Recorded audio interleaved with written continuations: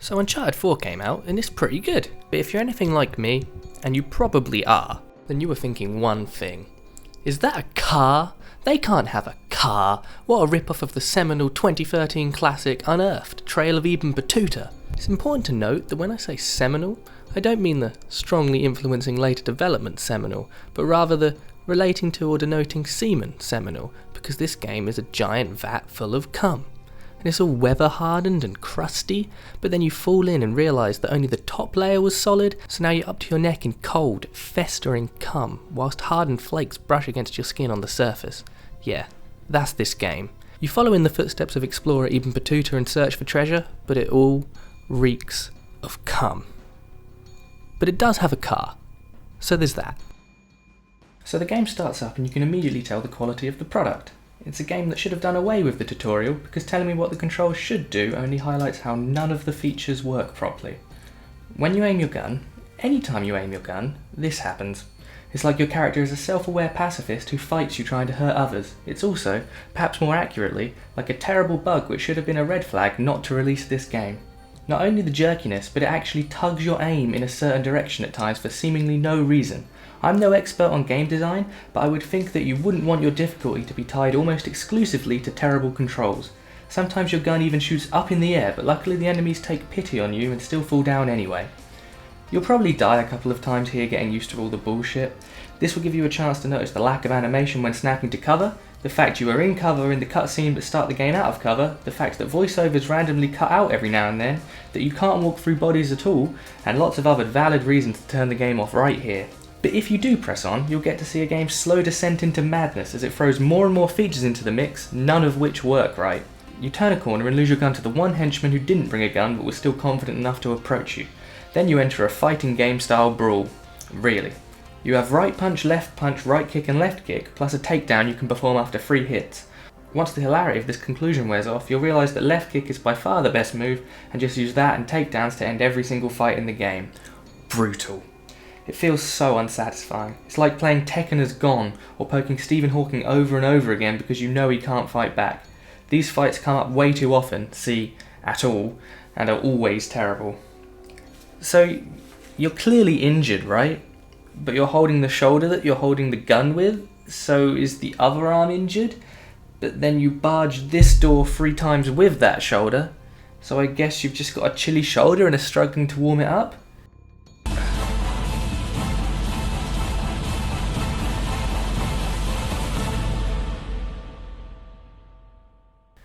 Are they on my side or not?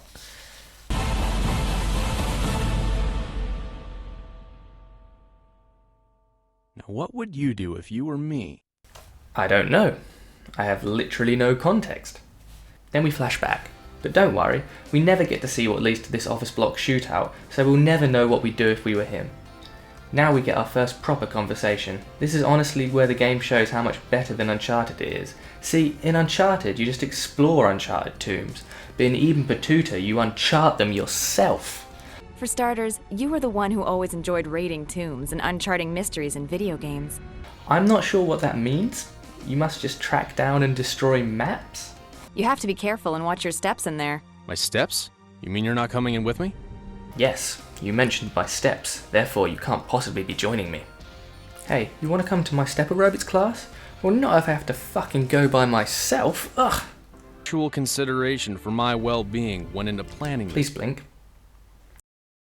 Nice. A threat and an assurance, all wrapped into one. Remind me again, Dania, what am I risking my life for? Your life and my precious time. This is the final resting place for Amos, son of Abana, who led the Egyptian army to get the Hyksos out of Egypt in 1525 BC. As gratitude, the pharaoh ordered the construction of this temple to honor him, and Amos chose a location overlooking his hometown of Nekeb. He probably just wanted a quick summary. It was probably rhetorical, actually. Quite a view indeed. But what's so special about it? I'm sure the grave robbers picked it clean ages ago. They picked what they thought was valuable. Amos acquired 2 golden daggers from one of his battles with the Hyksos. He got so attached to them that he kept them in the tomb and made them into unlocking mechanisms, some sort of keys for...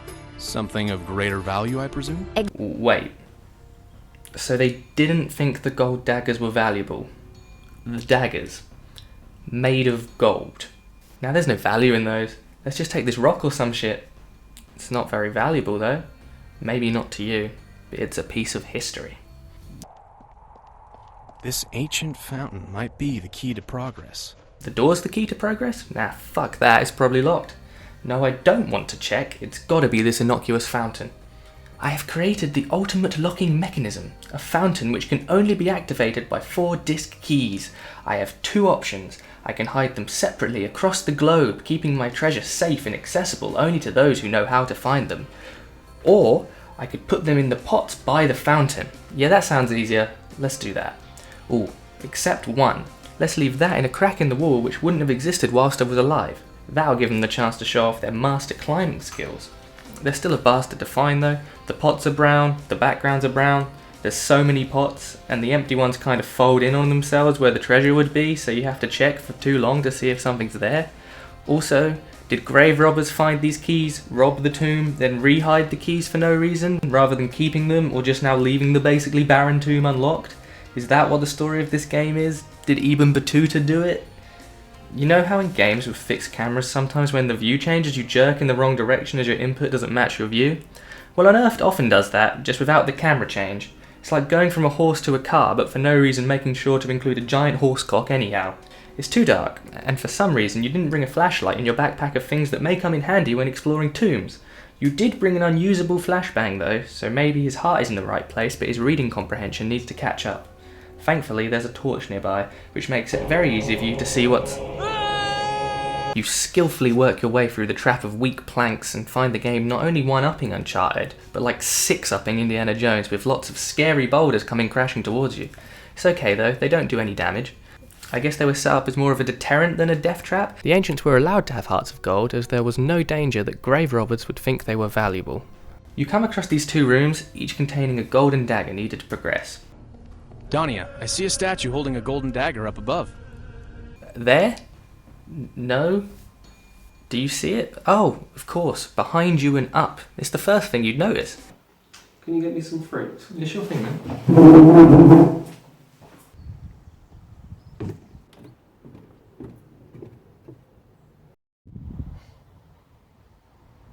Oh, I see it.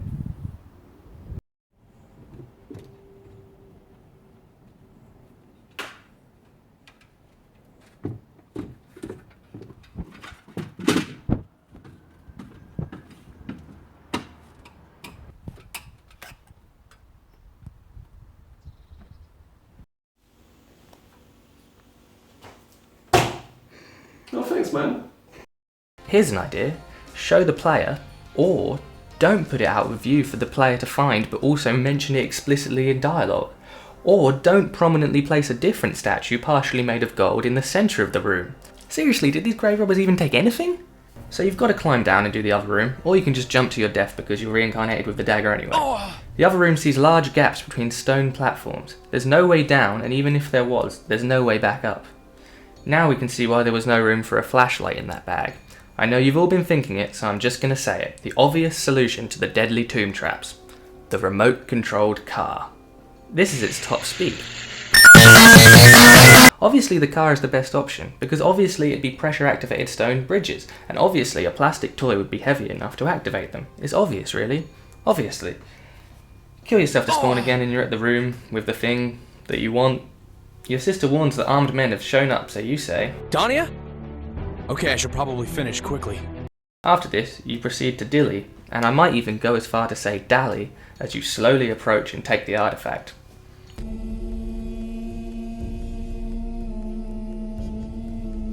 It's going to be attributed to us. Really?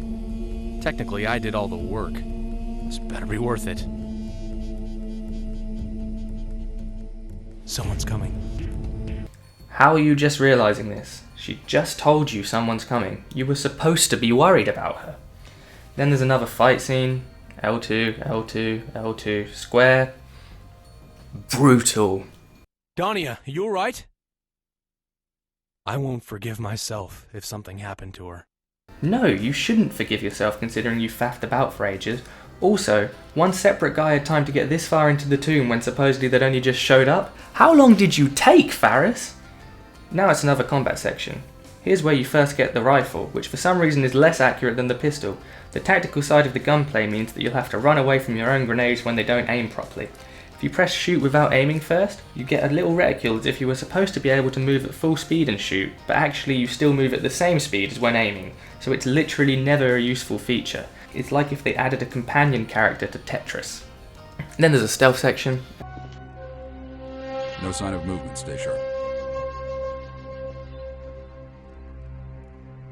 And then the game does a homage to Arkham Asylum with a fake crash, except here they take it even further by making you actually reboot the system and replay the last section.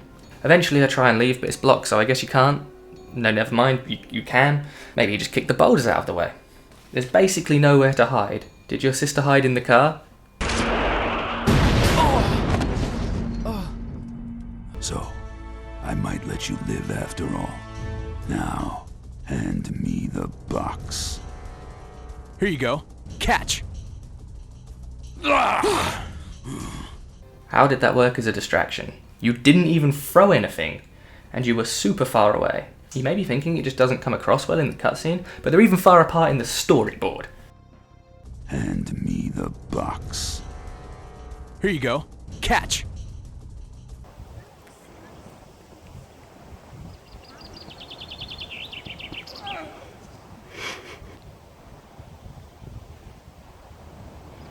Another enthralling dynamic fight scene occurs. You have a sword right on your back. Use that! Drop it. Where did the bike come from? How do you control this thing? Why are you asking? You're not driving. Is this the time for idle chit-chat? Was it that or asking if she caught the game last night? Do you think you might aim a little better if you, oh, I don't know, looked? I will hunt them in every corner of the world. I will flip every rock in every desert, and when I find them, they will beg me for death. They seem very interested. This old guy phones you and tells you to come talk to him about Ibn Battuta. You don't know him, and the only other people who know about you should be all the baddies trying to kill you, but you go visit the probably homicidal, untrustworthy man immediately anyway. There's something to do in it. There's a huge scene where you just follow your sister and this guy around as they chat, and it's awful. Hey, kitty, kitty, kitty. Kinda reminds me of the cat I had in my childhood. Spindly and deformed? Can I walk with you guys? I feel really excluded here. Now, because Ibn Battuta wasn't a writer, the task was given to one of the Sultan's writers. My great-great-grandfather, Ibn Juzay al-Kalabi. Your great-great-grandfather wrote it. Presumably this was in the 1300s. There's only been 4 generations in that time? Or maybe this game is set in 1473, just with cars and guns? Sort of like an alternate history. Cool. Where am I now?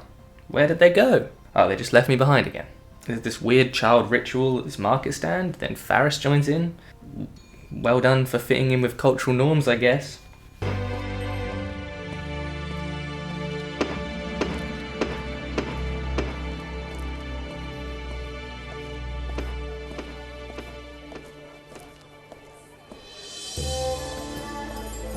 The smell of tea is getting stronger.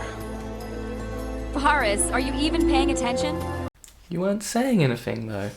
I will have green tea, please.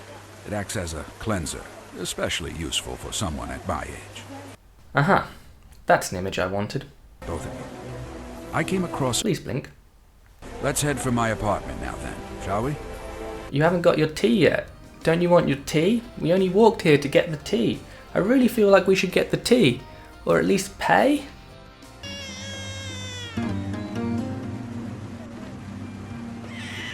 Maybe if you let the baby out of its plastic sack, it would stop crying. Well, here's my apartment. The diaries are safely hidden in my Why's the door open? I'm sure I locked it before I... What door? Wouldn't it make sense to actually have a door be open? Or not include that line? Or not let me see down the corridor? There's a chase sequence that rivals this one I made between my hands, and then another fight scene. Now the police are after you. You're warned. The police are surrounding the building. And she's damn right. There's a whole 2 of them. Do you jump here? Nope. And then we're up to the aforementioned driving. You just have to avoid police, and when you don't, it just fades to black. Brutal. You can hit anything else, mind. Only police cars are allowed to damage other cars, you see, just like in real life. If you want the full Gran Turismo experience, you can even go into the in-car view. That's one of the weird things about this game. It really feels like it's trying. There's all these little unnecessary features, but the core game is so broken. There's an animation for hitting a ledge mid-jump, separate animations for stealth, this in-car view for just this one section, and loads of different types of gameplay. I feel a bit bad because maybe, just maybe, if they'd put all their effort into just one gameplay style, it may have come out okay. But anyway, the driving area loops over and over again, so just keep driving in one direction and the police will never catch you. There's a little cutscene that ends too late, so you get to see the car heading towards a building, which is nice because it gives the game an alternate happy ending where all of these people are killed then and there. What is this? And as it's real life footage, why is it still at like 6 FPS? Being as cinematic as possible there. This is the end for the game, some weird trailer for an even Battuta movie. I've got to say, it surpassed even my expectations for how poorly this could conclude. And it all leads up. We're so close. I can feel it. To the most shocking find of the Middle Ages. Oh, so I guess it is the Middle Ages of guns. Either that, or this is poorly written and they're making the discovery less exciting by A, making even Battuta actually have found it before, and B, explicitly telling us this. That's the game. Other than the story, there's survival mode and extras. Survival has one extra level, which I assume was bought from the Unity store, a few story levels, and plenty of characters to choose from, even the ones they didn't model properly. Most levels have different enemies on them, and holy fuck, it even has leaderboards. Congrats, Emily USA. The mummies didn't drop any ammo for me, and melee doesn't work in survival, so really, well done, Emily USA. Who's this guy? The placeholder hero? And is this the old dude from the story? And if so, why is he dressed differently? When you use the old man, the aiming works. Well, not works, but his arms don't thrash about like he has 168 elbows and is currently having a seizure. That's an improvement. Use him as the main dude. I don't care if it works from a story point of view, at least it functionally works. Finally, the extras. I love the extras. In concept art there's 12 images. The first is a detailed image of the baddie from the game. The other 11 are also detailed images of the baddie from the game. I guess that's where all the effort went, making sure this guy's ears were just evil enough. Oh no wait, there is more under renders. I get why these are renders. But why is this one also in concept art? Did it used to be named the Bald Dreamboat Files and got changed at the last minute? Also, in the character gallery they forgot to stop this guy's idle animation. Amazing. It's been 3 years and there's no sign of episode 2. I think it'd be wishful thinking to assume they're taking their time to make a polished experience, so I guess we'll never know what we'd do in Faris's shoes. Also, just to be clear, the game is not very good, and I was playing the Gold edition, which has had a ton of bug fixes. Let that sink in. As is the custom in games journalism, I'll leave you with a regretful breakup-based analogy. Uncharted 4 is your girlfriend. She's beautiful, intelligent, funny. You love her, and the sex is bloody great. Unearthed is the sex doll you stick a printout of your now ex-girlfriend's face on.